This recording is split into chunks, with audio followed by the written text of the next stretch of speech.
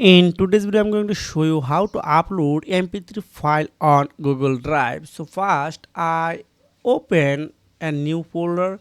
Just click on new, then click on a new folder. Here I type MP3. Okay, now click on created. Okay, it's already maybe create. Okay, you can see this one.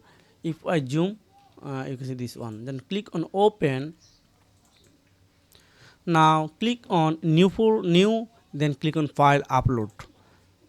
Then choose your mp3 file, then just wait 1 or 2 seconds.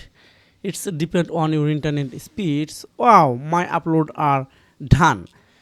If I, you can see this one, if I go back, then again find this mp3 file, then you can see this is a folder. So this is a method how you can upload mp3 file on Google Drive. So if you have found this video helpful for you, make sure like and subscribe the channel so you can take care. Goodbye.